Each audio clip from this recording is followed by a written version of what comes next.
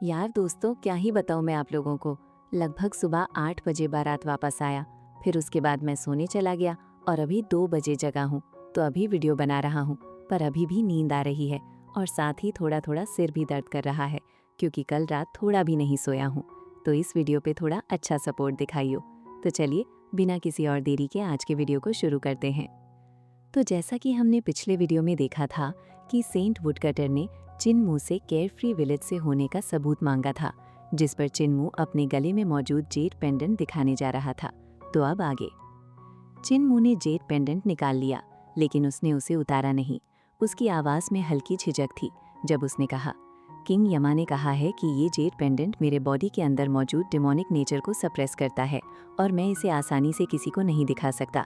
अगर पेंडेंट मेरे बॉडी से बहुत दूर चला गया तो कुछ बहुत बुरी चीज़ें हो सकती हैं।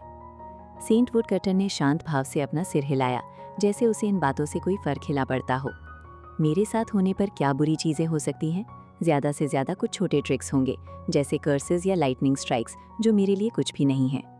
चिन्मू ने दांत खींच लिए, जैसे अंदर ही अंदर खुद को मजबूर कर रहा हो। उसने जेड पेंडेंट उतार दिया। उसके मन में पुरानी बातें घूमने लगी। पहले भी मैंने जेड पेंडेंट उतारकर विलेज के लोगों को दिखाया है। मैंने इसे सिस्टर जिंग को भी दिखाया था और तब कुछ नहीं हुआ था। इस बार भी कुछ नहीं होना चाहिए। सेंट वुडकटर ने पेंडेंट अपने हाथ में लिया और गहरी नज़र से उसे देखने लगा। कुछ पल बाद उसने धीरे से सिर हिलाया। ये सच में फाउंडिंग एम्परर के लिनेज का जेड पेंडेंट है, लेकिन ये वैसा नहीं लग रहा जैसा होना चाहिए। इसकी डेप्थ में एक स्ट्रेंज सीलिंग फॉर्मेशन है। क्या ये तुम्हारे डिमोनिक नेचर को सील करने के लिए बनाया गया है? चिन्मू का चेहरा थोड़ा फीका पड़ गया, लेकिन उसने अपनी कहानी जारी रखी। कोई मुझे यूदू से निकालकर ग्रेट रूइंस ले आया था। मुझे ग्रैनी सी ने उठाया था। मेरे पास बास्केट और कपड़ों के अलावा सिर्फ यही जेड पेंडेंट था। जिसने मुझे वहां भेजा था उसकी गंभीर चोटों के कारण मौत हो गई थी। उसने गहरी सांस ली और उसकी आवाज़ थोड़ी भारी हो गई। ग्रैनी सी हेवनली सेंट कल्ट की सेंट हैं और उन्होंने ही मुझे पाला है। ये जेड पेंडेंट हमेशा मेरे साथ रहा है। ग्रैनी सी और बाकी लोग इसका इस्तेमाल ग्रेट रूइंस के डार्कनेस को पुशबैक करने के अलावा कुछ नहीं कर पाए, लेकिन ये एक बच्चे को प्रोटेक्ट करने के लिए काफ़ी था। वो रुका नहीं। उसकी आंखों में अब क्यूरियोसिटी और डर दोनों थे। फिर विलेज चीफ को पता चला कि ये जेड पेंडेंट हमें केयरफ्री विलेज तक ले जा सकता है, लेकिन वो एक ट्रैप निकला। जेड पेंडेंट मुझे फेंगदू ले गया और वहाँ उस डीमन गॉड से हमारा सामना हुआ जिसने बाहर हम पर एम्बुश किया था। इसमें और भी सीक्रेट्स हैं। सेंट वुडकटर की आंखें अब अजीब तरीके से चमक रही थीं। वह पेंडेंट को घुमाते हुए बोला, ये जेड पेंडेंट तुम्हें सिर्फ केयरफ्री विलेज ही नहीं बल्कि यूदू तक भी ले जा सकता है, क्योंकि ये वहीं बना था और जिसने इसे बनाया वह बेहद पावरफुल था, मुझसे भी ज़्यादा पावरफुल। उसने हल्की भौहें सिकोड़ ली।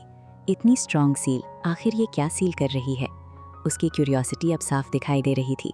उसने धीरे से कहा, अगर मैं इस सीलिंग फॉर्मेशन को थोड़ा दबा दूं तो मुझे पता चल जाएगा कि ये क्या छुपा रही है। चिन्मू की आंखों में भी एक्साइटमेंट चमक उठा। जब किंग यमा ने ऐसा करने की कोशिश की थी वो बेहोश हो गया था और चिन्मू कुछ भी नहीं देख पाया था। इस बार शायद सच्चाई सामने आ सकती थी। वो भी उतना ही क्यूरियस था। ये जेड पेंडेंट आखिर क्या छुपा रहा है और सील हटने के बाद क्या होगा? सेंट वुडकटर ने उसकी एक्सप्रेशन पढ़ ली। कुछ पल तक वो चुप रहा, जैसे किसी गहरी सोच में डूबा हो। फिर अचानक उसने जेड पेंडेंट वापस चिन्मू के हाथों में रख दिया। चिन्मू हैरान रह गया। जिसने ये जेड पेंडेंट बनाया है वह यूदू के सबसे पावरफुल एक्सपर्ट्स में से एक होना चाहिए, सेंट वुडकटर ने गंभीर आवाज में कहा। ये एक मिस्टीरियस प्लेस है जिसका असली चेहरा बहुत कम लोग जानते हैं। यहाँ तक कि फाउंडिंग एम्परर भी नहीं जानता था कि उसके अंदर कितने हिडन एक्सपर्ट्स हैं। उसने चिन्मू की ओर देखा, जैसे कोई फैसला सुना रहा हो। इस जेड पेंडेंट का तुम्हारे पास होना कोई कोइंसिडेंस नहीं है। इसके बारे में कम जानना ही बेहतर है। और जब किंग यमा ने कहा है कि इसे अपने बॉडी से दूर मत करना, तो तुम्हें वही करना चाहिए। हालांकि उसके अंदर भी जानने की तीव्र इच्छा थी कि सील खोलने पर क्या होगा, लेकिन उसने खुद को रोक लिया। चिन्मू ने चुपचाप पेंडेंट वापस अपने गले में पहन लिया। इसी बीच सुप्रीम एम्परर हेवन के कई डिवाइन आर्ट्स प्रैक्टिशनर्स ली सिटी में दाखिल हो चुके थे। वे टूटे हुए स्ट्रक्चर्स को रिपेयर कर रहे थे और सिटी की डिफेंसेस को मजबूत बना रहे थे। चिन्मू ने चारों ओर नजर दौड़ाई, लेकिन उसे ट्रू ऑरिजिन कैनन या सनशॉट डिवाइन कैनन जैसे वेपन्स कहीं नजर नहीं आए। हालांकि सुप्रीम एम्परर हेवन के डिवाइन आर्ट्स प्रैक्टिशनर्स काफ़ी स्ट्रॉन्ग थे, इटर्नल पीस के प्रैक्टिशनर्स से एक लेवल ऊपर, लेकिन उनका अलजेब्रा बहुत वीक था। ट्रू ऑरिजिन कैनन जैसे वेपन्स बनाने के लिए हाई लेवल अलजेब्रा मास्टरी चाहिए, जो उनके पास नहीं थी। अगर चिन्मू उन्हें ब्लूप्रिंट्स भी दे देता तो भी शायद वे उन्हें बना नहीं पाते। सिर्फ इटर्नल पीस एम्पायर, जिसके पास काउंटलेस अलजेब्रा एक्सपर्ट्स थे, ही ऐसा कर सकता था। सेंट वुडकटर ने अचानक पूछा, तुम सुप्रीम में कैसे आए हेवन एम्परर? चिन्मू ने संक्षेप में उसे बताया कैसे उसने ब्लड सैक्रिफाइस मेथड को मॉडिफाई किया, खुद को एक डेविल जनरल से रिप्लेस किया और इस तरह सुप्रीम एम्परर हेवन में पहुंच गया। सेंट वुडकटर ने सिर हिलाया। बेहद रेकलेस, दुश्मन कैंप में खुद को रिप्लेस करना, क्या तुम्हें मौत से डर नहीं लगता? चिन्मू ने गहरी सांस ली, उसकी आंखों में दृढ़ता थी। अगर पास्ट हेवन एम्परर को हराना है तो ये रिस्क लेना जरूरी है। होली टीचर, क्या आप मुझे एक यंग ट्रू गॉड बनने का तरीका सिखा सकते हैं? सेंट वुडकटर थोड़ा चौंक गया। तुम एक यंग ट्रू गॉड बनना चाहते हो और हॉल ऑफ ह्यूमन एम्परर्स के उस डिजर्टर को हराना चाहते हो? चिन्मू ने बिना हिचकिचाए सिर हिलाया। सेंट वुडकटर हल्का मुस्कुराया। तुम्हें उसके बारे में कुछ नहीं पता है ना? चिन्मू की आंखों में सवाल उभर आए। तुम दोनों एक जैसे हो, सेंट वुडकटर ने धीरे धीरे कहा। तुम दोनों का सरनेम चिन है और तुम दोनों मेरे डिसाइपल हो।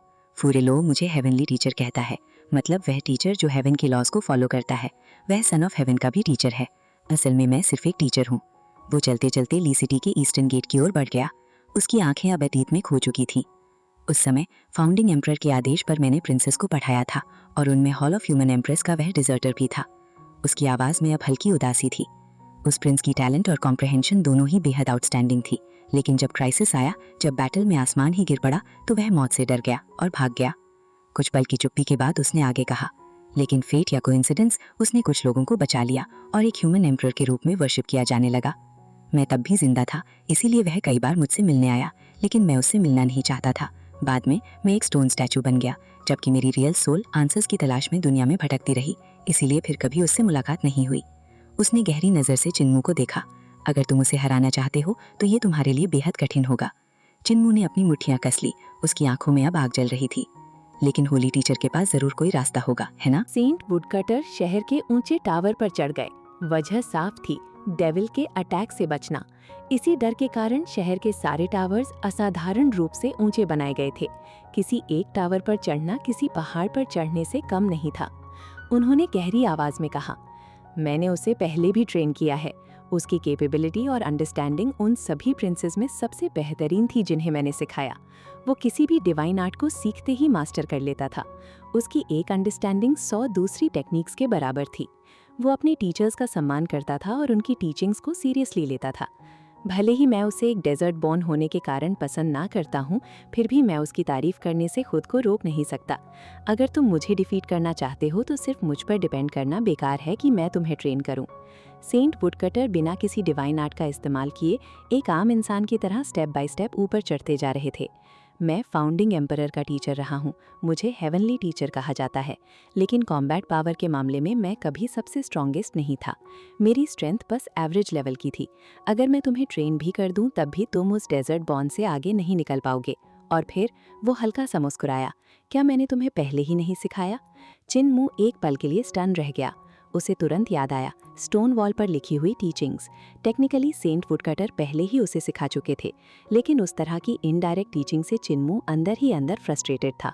उसके सामने साफ था कि सेंट वुडकटर के पास और भी पावरफुल डिवाइन आर्ट्स मौजूद हैं। बैटलफील्ड में चिन्मू की मुलाकात फू युक्शाओ से हुई थी और वो उसे ऑलमोस्ट मार ही देता अगर सेंट वुडकटर ने सीक्रेटली इंटरवीन करके उसे बचाया ना होता। तो सवाल यही था, जब उनके पास इतनी पावरफुल टेक्निक्स हैं तो वो सिखाने से मना क्यों कर रहे हैं? चिन्मू का लक्ष्य साफ था। वो ऐसी टेक्निक सीखना चाहता था जिससे वो एक यंग ट्रू गॉड बन सके। वो अपने बॉडी को अल्टीमेट लेवल तक रिफाइन करना चाहता था। वो फर्स्ट ह्यूमन एम्परर को सरपास करना चाहता था। नहीं, सिर्फ सरपास नहीं, उसे पूरी तरह क्रश करना चाहता था। उसकी हड्डियां तोड़ देना चाहता था। उसे खून उगलने पर मजबूर करना चाहता था और तब तक मारना चाहता था जब तक वो घुटनों पर गिरकर माफी ना मांग ले। सिर्फ उससे नहीं, बल्कि सभी पास्ट ह्यूमन एम्परर से। सेंट वुडकटर ने शांत स्वर में कहा, अगर मैं तुम्हें अपनी डिवाइन आर्ट सिखा दूं तो तुम कलामिटी स्वॉर्ड को खुद समझने की कोशिश नहीं करोगे। कलामिटी स्वॉर्ड को अनलॉक करना एक मिराक्युलस अचीवमेंट है, लेकिन मैं तुम्हें ये नहीं सिखा सकता। वे टावर के टॉप पर पहुंचकर बैठ गए। उन्होंने अपने पास की सीढ़ी पर हल्की थपकी दी और चिन्मू को भी बैठने का इशारा किया। चिन्मू ठंडी बर्फ जैसी सरफेस पर बैठ गया। नीचे नजर डालते ही उसने देखा ब्लैक टाइगर गॉड टावर के नीचे खड़ा था। वो ऊपर नहीं आया। सेंट वुडकटर ने आगे कहा, मेरी सारी डिवाइन आर्ट स्क्रिप्चर्स में छिपी हुई हैं। तुम्हें बस अपने हार्ट से उन्हें समझना होगा, तभी तुम उन्हें सीख पाओगे। ये स्क्रिप्चर्स मुझे फाउंडिंग एम्परर ने सिखाए थे। उन्होंने एक लंबी सांस ली। मैंने बहुत सारी अलग अलग चीज़ें सीखी हैं, इतनी ज़्यादा कि अगर मुझे फाउंडिंग एम्परर की सबसे पावरफुल टेक्निक्स भी मिल जाती तब भी मैं आगे नहीं बढ़ पाता। मैं गॉड्स और डेविल्स के बीच बस एक मिडिल लेवल एग्जिस्टेंस हूँ। समय के साथ मुझे समझ आया बहुत ज़्यादा सीखना हमेशा अच्छा नहीं होता। आओ सनराइज देखते हैं। सनराइज। चिन्मू ने आसमान की तरफ देखा। टूटा हुआ सन धीरे धीरे लाल ग्लो दे रहा था। उसका डिस्टॉर्टेड शेप उसकी आंखों में चुभ रहा था। चिन्मू का चेहरा तुरंत डार्क पड़ गया और उसने नजर फेर ली। उसने अपनी इच्छा को जबरदस्ती दबा लिया। उसके पास बैठे सेंट वुडकटर का चेहरा भी काला पड़ गया और उन्होंने भी सिर झुका लिया। सुप्रीम एम्परर हेवन का सनराइज दोनों के लिए टॉर्चर जैसा था। चिन्मू हेवनली डेविल कल्ट का कल्ट मास्टर था। एल्जेब्रा में मास्टर और ओल्ड माँ से कार्पेंट्री सीख चुका था। वो हर क्राफ्ट में परफेक्शन चाहता था। यहाँ तक कि ग्रानी सी के बनाए फर्नीचर को भी उसने इम्प्रूव किया था। तो फिर आसमान में इतना फ्लॉड सन वो कैसे टॉलरेट कर सकता था? हेवनली डेविल कल्ट के क्राफ्ट्समैन हॉल और heavenly works hall strict standards पर चलते थे। ये सब great educational heavenly devil scripture से निकले थे और उन स्क्रिप्चर्स के क्रिएटर थे सेंट वुडकटर। इसका मतलब साफ था कि उनकी कैलकुलेशन एबिलिटी नेक्स्ट लेवल की थी। सुप्रीम एम्परर हेवन के डिवाइन आर्ट्स प्रैक्टिशनर्स अपने सन्स पर गर्व करते थे, लेकिन चिन्मू और सेंट वुडकटर के लिए ये सन्स एक अनबेरेबल मिस्टेक थे। आसमान में दूसरा सन भी धीरे धीरे चमकने लगा। दोनों सन्स वहीं के वहीं लटके हुए थे, बिना हिले। सेंट वुडकटर की आंखें ट्विच करने लगीं। उन्होंने ऊपर देखने से खुद को रोका। सुप्रीम एम्परर हेवन के लोग क्राफ्ट्समैनशिप भूल चुके हैं। चिन्मू ने सिर झुकाकर कहा, जिस गॉड ने ये सन बनाया उसे सन फॉर्जर कहा जाता है। वाह, सेंट वुडकटर ने तिरस्कार से कहा।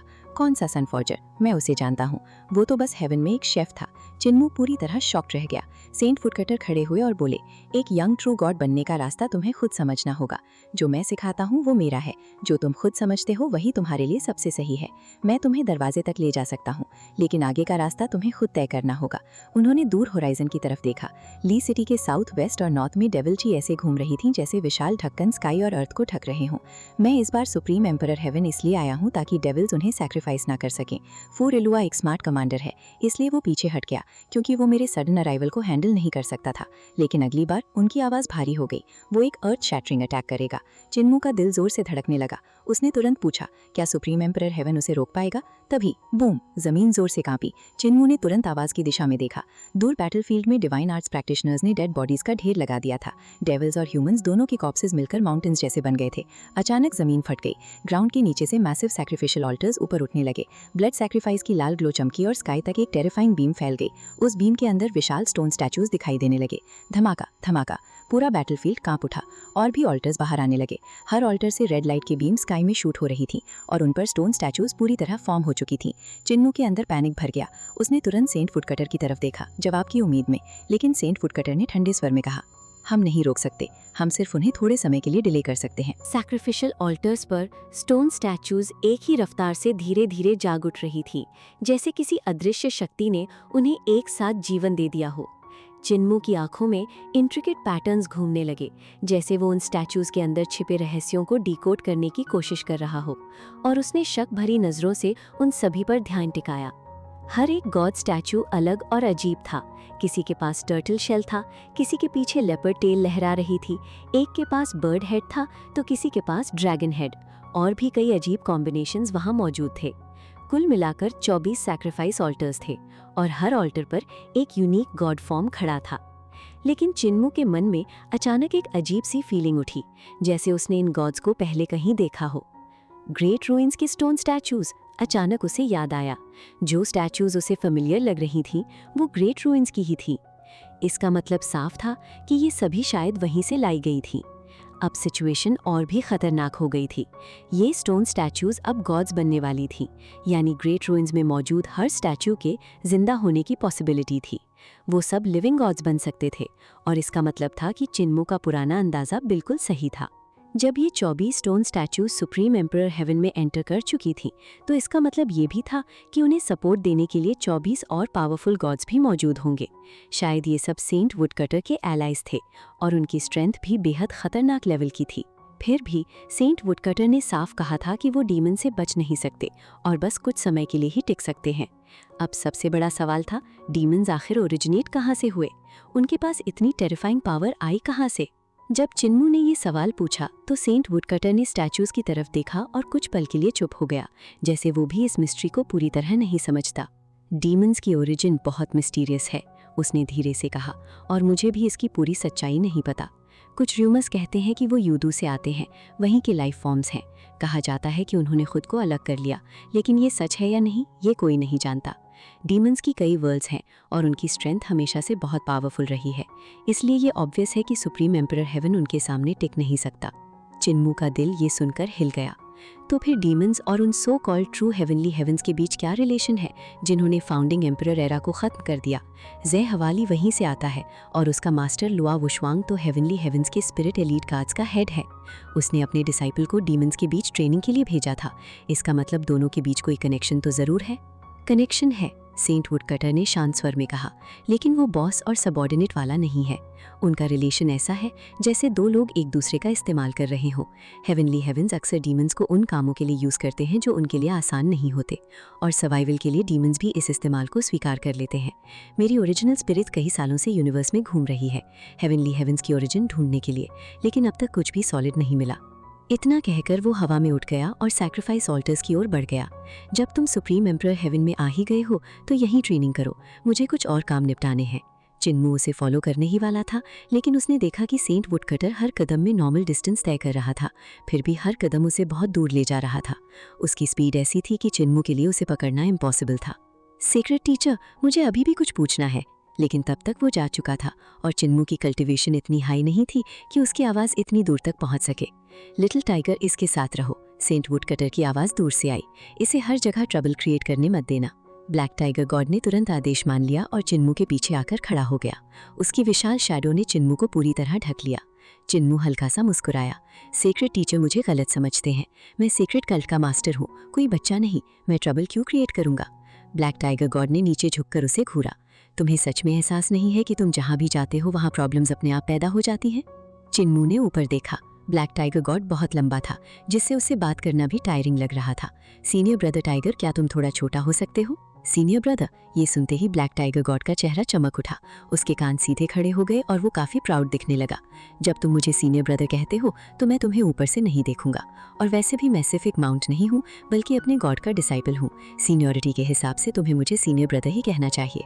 उसका शरीर धीरे धीरे सिकुड़ने लगा और कुछ ही पल में वो चिन्मू की हाइट के बराबर हो गया, एक टाइगर हेडेड यंग मैन की तरह। बस उसके कान अभी भी फुर्तीले थे और बीच बीच में हिल रहे थे। सीनियर ब्रदर टाइगर, चिन्मू ने गंभीर आवाज में कहा। सीक्रेट टीचर ने कहा था ट्रबल मैथ क्रिएट करना, लेकिन वो एक इवेंट क्रिएट करने से अलग है। ट्रबल और इवेंट दोनों अलग चीजें हैं, इन्हें एक जैसा नहीं समझा जा सकता। ब्लैक टाइगर गॉड ने उसकी बात पर शक भरी नजर डाली और सिर हिलाया। मेरे मास्टर ने मुझे तुम पर नजर रखने को कहा है, मैं तुम्हें अपनी नजरों से ओझल नहीं होने दूंगा। चिन्मू को हल्का सा हेडेक होने लगा, लेकिन उसने सोचा कि इसे साथ रहने देना ही बेहतर है। मैं चाहता था कि सीक्रेट टीचर मेरी मदद करे इटर्नल पीस और सुप्रीम एम्परर हेवन को जोड़ने के लिए वर्ल्ड ब्रिज डिज़ाइन करने में, लेकिन अब मुझे ये खुद ही करना पड़ेगा। ली सिटी में इस समय भीड़ बहुत ज़्यादा थी और वहाँ कोई भी उसके जान पहचान का नहीं था, इसीलिए उसने सिटी टावर में बैठना ही सही समझा। उसने पेपर्स और कैलकुलेशन टूल्स निकाले और वर्ल्ड ब्रिज का डिज़ाइन तैयार करने में जुट गया। ब्लैक टाइगर गॉड उसके पीछे खड़ा होकर काफ़ी देर तक उसे देखता रहा। आखिरकार क्यूरियोसिटी बढ़ने पर उसने पूछा, तुम क्या कैलकुलेट कर रहे हो? चिन्मू ने बिना ऊपर देखे जवाब दिया, मैं स्पिरिट एनर्जी के एक्सचेंज और शिफ्टिंग के इक्वेशंस कैलकुलेट कर रहा हूँ। मुझे अलग अलग वर्ल्ड्स के डिवाइन आर्टिस्ट प्रैक्टिशनर्स के लिए स्पिरिट एनर्जी का एक्सचेंज रेशियो और दोनों वर्ल्ड्स के बीच म्यूचुअल शिफ्टिंग का रेशियो निकालना है। उसकी बातें काफ़ी डीप थी, लेकिन ब्लैक टाइगर गॉड ने सरप्राइजिंगली समझ लिया। उसने मुस्कुराकर कहा, स्पिरिट एनर्जी एक्सचेंज का इक्वेशन ब्लड सैक्रिफाइस मेथड है और म्यूचुअल शिफ्टिंग का equation teleportation divine art method. सही कहा ना? चिन्मू ने तुरंत सिर उठा और उसे हैरानी से देखने लगा। दोनों इक्वेशंस इतनी कॉम्प्लेक्स थी कि उन्हें सॉल्व करने के लिए सिर्फ कैलकुलेशन नहीं बल्कि डीप लेवल की लर्निंग की जरूरत थी, जिसमें सोल, कॉर्पोरियल बॉडी और एनर्जी एक्सचेंज जैसे कॉन्सेप्ट्स शामिल थे। इसमें स्पेस टेलीपोर्टेशन और शिफ्टिंग तक के कैलकुलेशंस जुड़े हुए थे। अगर सुप्रीम एम्परर हेवन के किसी डिवाइन आर्ट्स प्रैक्टिशनर को ये दिखाया जाता तो वो सब सुनकर पूरी तरह ब्लैंक हो जाता, लेकिन ब्लैक टाइगर गॉड ने सिर्फ एक सेंटेंस में पूरे मैटर का कोर समझ लिया और साफ बोल दिया, हाँ ये सही है, वो सेक्रेट टीचर और उनके महान हेवनली डेविल की माउंट है। स्क्रिप्चर्स में कैलकुलेशन की डीप मेथड्स होते हैं, उसने उन्हें बार बार सुनकर काफ़ी कुछ सीख लिया होगा। चिन्मू ने तुरंत क्यूरियोसिटी के साथ पूछा, ब्रदर टाइगर, आपकी कैलकुलेशन अचीवमेंट्स कैसी हैं? ब्लैक टाइगर गॉड ने ज़मीन से एक पेपर उठाया, हल्का सा मुस्कुराया और बोला, मैंने अभी तुम्हारी कैलकुलेशन में एक मिस्टेक नोटिस की है, ये रही वो गलती। चिन्मू ने जैसे ही पेपर देखा उसने तुरंत अपने कैलकुलेशन टूल्स एक्टिवेट किए और दोबारा कैलकुलेट किया, और सच में उसमें एक गलती थी। युवक जेन्युइनली इम्प्रेस हो गया। ब्रदर टाइगर की कैलकुलेशन बहुत डीप है और मेरी कैलकुलेशन से भी ज़्यादा फास्ट और एक्यूरेट है। ये फूलिश ब्रदर सच में इम्प्रेस हो गया है। ये दोनों इक्वेशंस बहुत डिफिकल्ट हैं और इनमें बहुत सारी चीज़ें सॉल्व करनी है। क्या ब्रदर टाइगर मेरी हेल्प कर सकते हैं? ब्लैक टाइगर गॉड ने हल्की मुस्कान के साथ जवाब दिया, जब तक तुम ट्रबल क्रिएट नहीं कर रहे तुम्हारी हेल्प करने में क्या प्रॉब्लम है, लेकिन तुम्हारी कैलकुलेशन का पर्पस क्या है? तुम इन इक्वेशन से क्या क्रिएट करना चाहते हो? चिन्मू ने बिना समय गवाए उसे अपने वर्ल्ड ब्रिज के प्लान के बारे में बताया। उसने सैक्रिफाइस ऑल्टर और टेलीपोर्टेशन फ्लैग का डिज़ाइन भी निकाला। मैंने इस मेथड का इस्तेमाल करके एक डेविल जनरल को रिप्लेस किया और सुप्रीम एम्परर हेवन पहुंचा। लेकिन अब मैं इटर्नल पीस और सुप्रीम एम्परर हेवन को कनेक्ट करने के लिए एक वर्ल्ड ब्रिज बनाना चाहता हूँ। दोनों वर्ल्ड्स के बीच ट्रैवल करने के लिए ब्रिज का स्टेबल होना बहुत ज़रूरी है। ब्लैक टाइगर कुछ देर तक सोचता रहा, जैसे उसके दिमाग में कैलकुलेशंस खुद ब खुद चल रही हों। फिर उसने धीरे से कहा, ये एक space spirit energy mutual shift bridge होगा। इसे फनल स्ट्रक्चर में डिज़ाइन किया जा सकता है। जैसे ही ये ओपन होगा दोनों वर्ल्ड्स की स्पिरिट एनर्जी कंटिन्यूसली फ्लो करेगी। अगर सुप्रीम एम्परर हेवन के लोग इटर्नल पीस जाना चाहेंगे तो इटर्नल पीस को कुछ एनर्जी लूज करनी पड़ेगी और इसका उल्टा भी सेम होगा। तुम्हारा आइडिया काफ़ी सही है जूनियर ब्रदर। उसने चिन्मू के कंधे पर जोर से थपथपाया, जिससे चिन्मू का एक्सप्रेशन तुरंत बदल गया। उसका कंधा हल्का सा डिसलोकेट हो गया था, जिसे उसने क्वाइटली वापस एडजस्ट किया। उसी मोमेंट पर ब्लैक टाइगर गॉड ने उसे पूरी तरह इम्प्रेस कर दिया। अचानक ब्लैक टाइगर गॉड के दिमाग में एक नया आइडिया आया। उसने एक्साइटेड होकर ताली बजाई। मेरे पास एक बेटर आइडिया है। सैक्रिफाइस ऑल्टर डिज़ाइन करने की ज़रूरत ही नहीं है।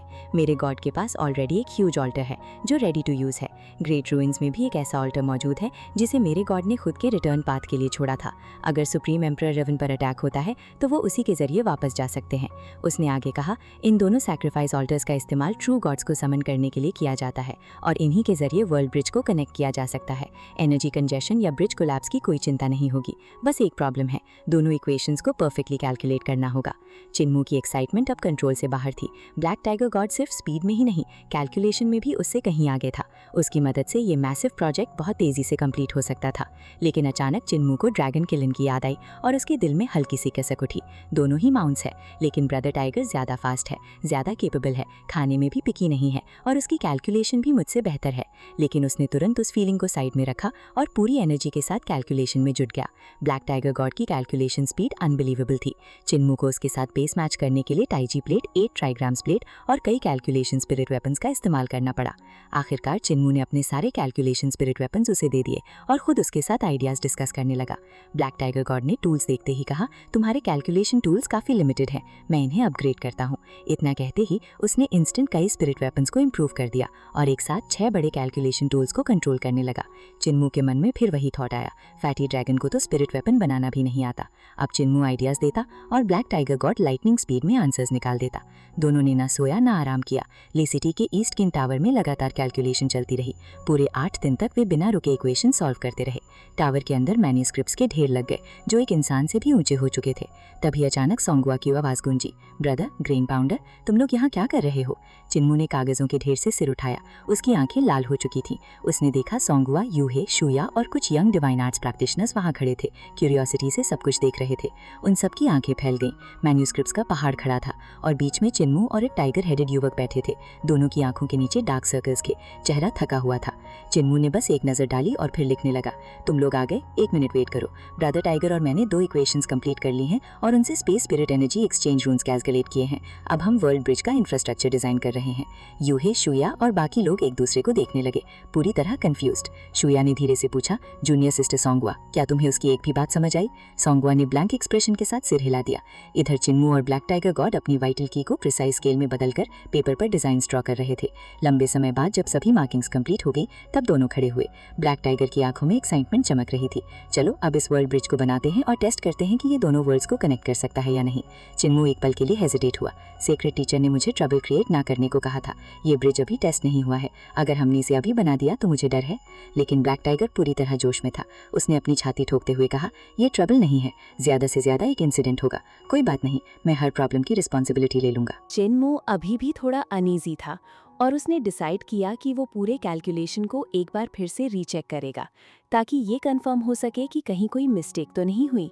ये बात ब्लैक टाइगर गॉड पर ट्रस्ट की कमी की वजह से नहीं थी, बल्कि इसलिए क्योंकि दो अलग अलग वर्ल्ड्स को कनेक्ट करना और spirit energy mutual shift bridge बनाना एक अनहर्ड कॉन्सेप्ट था।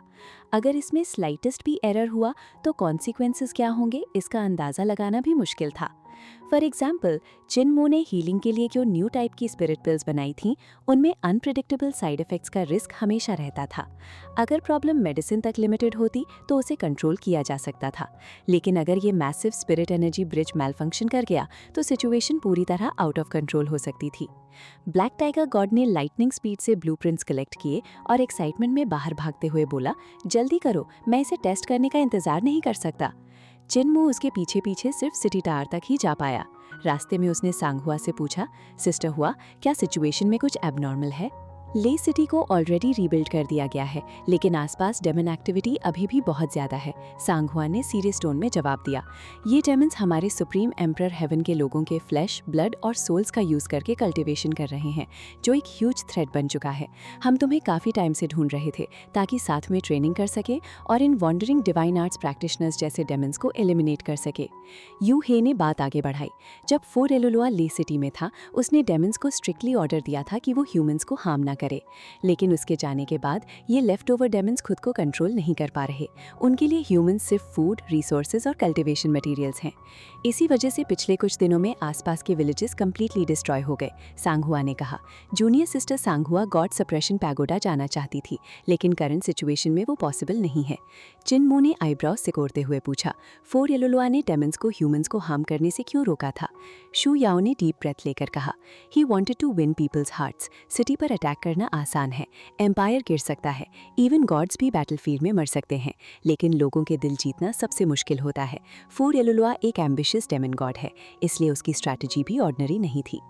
अगर वो लोगों को हार्म नहीं करता तो वो रेजिस्ट नहीं करते, और अगर वो उन्हें थोड़ा दबाकर माइनिंग और हर्ब्स कल्टीवेशन के लिए स्लेव्स बना देता तब भी वो शांत रहते। इस तरह वो लो लेवल डेमन्स को पूरी तरह बैटल में फोकस करा सकता था। एक ऐसा एनिमी जो हार्ट्स को कंट्रोल कर सके वही सबसे डेंजरस होता है। चिनमू ने स्लोली सिर हिलाया। उसकी फोर एलुलुआ के बारे में परसेप्शन पूरी तरह बदल चुकी थी। फोर एलुलुआ कोई रेकलेस कॉन्करर नहीं था, उसे गवर्नेंस का असली मीनिंग पता था और वो समझता था कि डेमन रेस के लिए मैक्सिमम बेनिफिट कैसे निकाला जाए।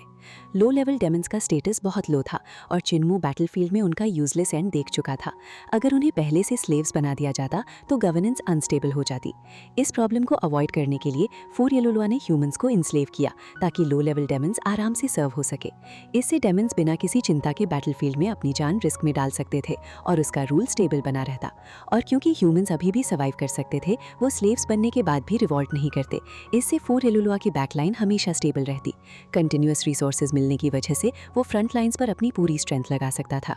फोर एलुलुआ डेफिनेटली अ जीनियस है, कोई वंडर नहीं कि सीक्रेट टीचर उससे इतना कॉशियस रहते हैं, चिनमू ने सोचते हुए कहा। बैटलफील्ड से काफी डेविल स्पिरिट वेपन्स कलेक्ट हुए होंगे, राइट? तुम लोग उनका क्या करते हो? यूहे ने जवाब दिया, उनमें डेविल नेचर और की होने की वजह से हम उन्हें डिस्ट्रॉय कर देते हैं ताकि डेमन्स उन्हें वापस रिक्लेम ना कर सके। चिनमू मुस्कुराया। ब्रदर टाइगर और मैं spirit energy mutual shift bridge बना रहे हैं और हमें लार्ज क्वांटिटी में ब्लैक गोल्ड और ब्लैक आयरन चाहिए। अगर ये डेविल वेपन्स वैसे भी यूजलेस हैं तो क्या तुम लोग हमें दे सकते हो? उनका डेविल की ही हमारे काम आएगा। यू हे भी हल्का मुस्कुराया। मेरे मास्टर के पास काफी डेविल स्पिरिट वेपन्स हैं, क्वेश्चन ये है कि कल्ट मास्टर को कितने चाहिए? जितने ज्यादा उतना बेहतर, चिनमू ने सीरियस टोन में कहा। जाते हुए यूहे बोला, कल्ट मास्टर काफी जनरस हैं, वैसे भी डेमन्स की चीजें हमारे किसी काम की नहीं, तुम लोग जाओ, मैं बाद में वेपन्स डिलीवर कर दूंगा। चिनमू ने सांगहुआ और बाकी लोगों की तरफ देखा, फिर थोड़ी देर हेजिटेट किया। सिस्टर हुआ, हमें ब्रिज बनाने में टाइम लगेगा, तुम लोग ट्रेनिंग के लिए जाओ और 10 दिन बाद वापस आना, तब तक काम कंप्लीट हो जाएगा और शायद मैं तुम्हें कुछ नए एलाइज से भी मिलवा सकूं। सांगहुआ ने धीमे से कहा, हम सिर्फ ट्रेनिंग के लिए नहीं आए, हम हेवनली सेंट कल्ट ज्वाइन करना चाहते हैं। सुप्रीम एम्परर हेवन के बाकी प्रैक्टिशनर्स ने भी तुरंत सिर हिलाया। चिनमू थोड़ा शॉक्ड होकर शू याओ की तरफ देखने लगा। शू याओ ने कैजुअली कहा, कल्ट मास्टर ने हमें हेवनली सेंट कल्ट की फिलॉसफी एक्सप्लेन की थी, मुझे और सीनियर सिस्टर यूहे को ये बहुत पसंद आई, इसलिए हम ज्वाइन कर चुके हैं और हॉल मास्टर्स भी बन गए हैं। फिर मैंने ये बात अपने फ्रेंड्स को बताई और अब वो भी ज्वाइन करना चाहते हैं। सांगहुआ एक्साइटमेंट से बोली, क्या हमें भी हॉल मास्टर बनाया जा सकता है। चिन्मू अंदर से काफी खुश था, लेकिन उसने एक्सप्रेशन कंट्रोल किया। हेवनली सेंट कल्ट नोबल है, हर कोई इसमें ज्वाइन नहीं कर सकता, लेकिन तुम सबने अपनी जान रिस्क में डालकर डेमन से फाइट किया है। इसका मतलब हम सेम पाथ पर हैं, इसलिए मैं तुम्हें रोकूंगा नहीं। लेकिन हॉल मास्टर बनने के लिए किसी स्पेसिफिक फील्ड में स्किल होना जरूरी है। हमारे कल्ट में 361 हॉल्स हैं जो 361 प्रोफेशंस को रिप्रेजेंट करते हैं। ये सिर्फ स्ट्रेंथ पर डिपेंड नहीं करता। सांगहुआ और बाकी लोग थोड़े डिसअपॉइंटेड हुए, लेकिन चिन्मू ने मुस्कुराते हुए कहा, लेकिन अभी सुप्रीम एम्परर हेवन में हमारा ब्रांच नया है और बहुत काम बाकी है, इसलिए फिलहाल हर कोई यहाँ हॉल मास्टर बन सकता है। सांगहुआ की खुशी साफ दिख रही थी। क्या हमें ब्लड ओथ लेना होगा? लिप्स पर सैक्रिफाइस का ब्लड लगाकर लॉयल्टी की ओथ? चिन्मू को समझ नहीं आया कि हंसे या रोए। उसने सिर हिलाया। हम कोई ईविल डेमन कल्ट नहीं है, यहाँ ब्लड रिचुअल्स नहीं होते। तुम्हें बस मुझे ग्रीट करना है, वर्शिप करने की जरूरत नहीं। कल्ट मास्टर एक सीक्रेट टीचर होता है, एम्परर नहीं। अभी मेरे पास टाइम नहीं है, मुझे ब्रिज कंप्लीट करना है। 10 दिन बाद वापस आना, तब दोनों वर्ल्ड्स कनेक्ट हो जाएंगे और मैं तुम्हें इटर्नल पीस के कल्ट मेंबर से प्रॉपर्ली इंट्रोड्यूस करूंगा। सांगहुआ और बाकी लोग एक्साइटेड होकर शुयाओ के साथ वापस चले गए। सुप्रीम एम्परर हेवन में एक कल्ट बनाना जितना मैंने सोचा था उससे कहीं ज्यादा आसान है, चिन्मू ने हल्की सी आह भरते हुए कहा। उसकी आंखों में एक अजीब सा मिक्स था, रिग्रेट और क्यूरियोसिटी का। लेकिन जैसे ही उसकी नजर उसके पास खड़े ब्लैक टाइगर गॉड पर पड़ी, उसकी नजरें थोड़ी झुक गईं। तो ब्रदर टाइगर, क्या तुम मेरे हेवनली सेंट कल्ट में ज्वाइन होना चाहोगे? ब्लैक टाइगर गॉड ने तुरंत उसकी तरफ देखा, फिर आंखें घुमाई और हल्का सा हंस पड़ा, जैसे उसे ये बात सीरियसली लेने लायक ही ना लगी हो। मेरे लॉर्ड ने कभी भी तुम्हारे हेवनली सेंट कल्ट को एक्नॉलेज नहीं किया। बेकार में अपनी एनर्जी वेस्ट मत करो और चलो सीधे spirit energy mutual shift bridge बनाते हैं। कुछ ही पलों बाद इंसान और बाघ दोनों एक विशाल सैक्रिफिशियल ऑल्टर के सामने खड़े थे। वो ऑल्टर इतना ऊंचा था जैसे कोई पहाड़ आसमान को छू रहा हो। उस पर बनी सीढ़ियां सीधे ऊपर स्काई की तरफ जाती थीं, जहां एक फ्लैट प्लेटफॉर्म था। चारों तरफ खून के बलि के निशान और जमीन पर बिखरी हुई अनगिनत लाशें डिवाइन आर्ट्स प्रैक्टिशनर्स की। यही वो जगह थी जहां से स्टोन स्टैच्यूज और एंशिएंट गॉड सोल्स को ग्रेट रूइन से समन किया गया था। चिन्मू और ब्लैक टाइगर गॉड ने जो spirit energy mutual shift bridge design किया था, उसके रून्स इसी सैक्रिफाइस रून्स की फाउंडेशन पर बने थे। इसका मतलब उन्हें बस ऑल्टर के रून्स में छोटे छोटे बदलाव करने थे। और बिना समय गवाए दोनों ने तुरंत काम शुरू कर दिया। तभी अचानक ट्रू गॉड पैंग्यू, यूहे और ढेर सारे डेविल स्पिरिट वेपन्स लेकर वहां पहुंचे। हथियारों का एक पूरा पहाड़ उनके सामने जमा हो गया। पैंग्यू मुस्कुराया, लिटिल फ्रेंड, ये तुम्हारे लिए इनफ है? अगर नहीं तो ब्रिलियंस इंजर्ड सिटी में इससे भी बड़ा स्टॉक मौजूद है। चिन्मू के चेहरे पर तुरंत खुशी आ गई। ये काफी है, बहुत बहुत धन्यवाद ट्रू गॉड। पैंग्यू ने फिर पूछा, क्या कहीं हमारी मदद की जरूरत है? यूहे भी क्लियरली एक्साइटेड थी हेल्प करने के लिए। ब्लैक टाइगर गॉड कुछ बोलने ही वाला था, लेकिन चिन्मू ने तुरंत सिर हिला दिया। नहीं, इसकी कोई जरूरत नहीं है। ट्रू गॉड ऑलरेडी बिजी हैं और सीनियर सिस्टर यूहे को भी ट्रेनिंग करनी है। मैं आपको डिस्टर्ब नहीं कर सकता। पैंग्यू ने ज्यादा इंसिस्ट नहीं किया और यूहे के साथ वहां से चला गया। उनके जाते ही ब्लैक टाइगर बड़बड़ाया, इतना बड़ा प्रोजेक्ट है, हमें उनकी मदद ले लेनी चाहिए थी। चिन्मू ने बस आसमान की तरफ इशारा किया। सीनियर ब्रदर, ऊपर सूरज को देखो। ब्लैक टाइगर ने सिर उठाया और तुरंत समझ गया, हम सच में सुप्रीम एम्परर हेवन के गॉड्स को इसमें इन्वॉल्व नहीं कर सकते, वरना पता नहीं वो क्या डिजास्टर ले आए। अब दोनों ने सारे डेविल वेपन्स को मेल्ट करना शुरू किया। इस बार डेविल नेचर हटाने की जरूरत नहीं थी, बस मेल्ट करो और फिर रीफॉर्ज करो। दोनों फॉर्जिंग के मास्टर्स थे और कैलकुलेशंस में भी अनमैच्ड। हर एक पार्ट परफेक्ट प्रिसिजन के साथ बन रहा था। हर रून मार्किंग इतनी एक्यूरेट होनी चाहिए थी जैसे शुनशी लेवल कैलकुलेशंस, क्योंकि चिन्मू परफेक्शन चाहता था। सन फॉर्जर गॉड ने जो सन बनाया था वो परफेक्ट नहीं था। क्यों? क्योंकि उसके कैलकुलेशंस प्रिसाइज नहीं थे। चिन्मू के हिसाब से हाफ सन के ब्लूप्रिंट सिर्फ हु या वी लेवल तक कैलकुलेट किए गए थे, इसलिए फाइनल रिजल्ट टेढ़ा, इम्परफेक्ट और अनबेरेबल था। अगर स्काई में परफेक्टली राउंड सन चाहिए तो कैलकुलेशंस कम से कम शुयू या शुनशी लेवल तक होनी चाहिए, और यहाँ चिन्मू जो बना रहा था वो उससे भी कहीं ज्यादा कॉम्प्लेक्स था। हाफ सन तो ऑल्टर से कहीं गुना बड़ा था, इसलिए यहाँ प्रिसिजन की डिमांड अनइमेजिनेबल थी। हर पार्ट को शुनशी लेवल तक कैलकुलेट करना पड़ रहा था, क्योंकि चिन्मू उस इम्परफेक्ट सन को फिर से देखना नहीं चाहता था। सेंट वुड कटर जैसे एक्सपर्ट्स भी उस सन को देख नहीं पाते थे। 10 दिन बीत गए। सॉन्ग हुआ, अक्सुयाओ और सैकड़ों डिवाइन आर्ट्स प्रैक्टिशनर्स वहां पहुंच गए। सब देखना चाहते थे, क्या चिन्मू सच में spirit energy mutual shift bridge activate कर पाएगा। लेकिन चिन्मू और ब्लैक टाइगर गॉड अभी भी काम में लगे थे, भाग रहे थे, एडजस्ट कर रहे थे, टेस्ट कर रहे थे। 10 दिनों में मुश्किल से 2-3 बार सोए थे, थके हुए थे, लेकिन एक्साइटमेंट अभी भी पीक पर था। कुछ देर बाद पैंग्यू, गॉड सांगिए और हजारों प्रैक्टिशनर्स भी आ गए। उनके सामने था एक विशाल, डरावना लेकिन खूबसूरत मेटल स्ट्रक्चर। अलग अलग आकार के काले पार्ट्स पिटे हुए वेपन्स जैसे दिखते हुए आसमान की तरफ इशारा करते हुए। हर जगह कॉम्प्लेक्स रून्स। पूरा ऑल्टर अब एक लिविंग स्ट्रक्चर जैसा लग रहा था। हर पार्ट इंटरकनेक्टेड, हर पाथ एनर्जी फ्लो के लिए डिजाइंड। लोग उस स्ट्रक्चर के चारों तरफ घूम घूम कर उसे एडमायर कर रहे थे। ये सिर्फ एक मशीन नहीं थी, ये एक आर्ट थी, एक क्योटिक लेकिन मेस्मराइजिंग ब्यूटी।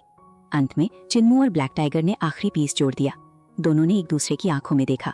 एक्साइटमेंट साफ दिखाई दे रहा था। रेडी? मैं रून्स एक्टिवेट करने के लिए रेडी हूँ। और फिर ब्लैक टाइगर गॉड से डिवाइन एनर्जी की एक बीम निकली। रून्स एक्टिवेट होने लगे। लाइट धीरे धीरे फैलने लगी, फिर 2 हिस्सों में बंट गई, जैसे पानी बह रहा हो, हर रून को जगाती हुई। पूरे ऑल्टर में वाइब्रेशन गूंजने लगी। फिर एक जोरदार ट्वैंग और पूरा ऑल्टर हिल गया। सीढ़ियां आसमान में उठ गईं, 900 से ज्यादा लेयर्स में स्प्लिट होकर। हर लेयर अलग डायरेक्शन में घूम रही थी। हर रोटेशन में रून्स कनेक्ट हो रही थे, एक कॉम्प्लेक्स लेकिन फ्लॉलेस सिस्टम। एनर्जी वेव्स बाहर निकल रही थी, डेविल की रिलीज हो रही थी। चिन्मू की कैलकुलेशंस के अनुसार जब दोनों वर्ल्ड्स कनेक्ट होंगे तो सारी डेविल नेचर खत्म हो जाएगी। सब कुछ परफेक्ट जा रहा था और तभी एक मैसिव ब्लैक बीम स्काई की तरफ शूट हुई, इतनी पावरफुल कि पूरी दुनिया हिल गई। सबने ऊपर देखा और मुस्कुराहट जम गई। ब्लैक बीम सीधे हाफ सन से टकराई और वो तुरंत वेपराइज हो गया। साइलेंस। ब्लैक टाइगर गॉड के कान पीछे झुक गए, उसका मुंह खुला रह गया। हम मरने वाले हैं लिटिल ब्रदर, क्या ये प्रॉब्लम है या डिजास्टर शुरू हो गया है? चिन्मू के चेहरे से पसीना बह रहा था, उसकी आवाज भारी थी। सीनियर ब्रदर, नीचे लोगों के एक्सप्रेशंस देखो। तुम देखो, मुझ में हिम्मत नहीं है, मुझे डर है वो हमें पीट पीट कर मार देंगे। क्या तुम्हें लगता है वो हमें मार देंगे? और इसी के साथ वीडियो करते हैं एंड। तब तक के लिए बाय बाय, टेक केयर।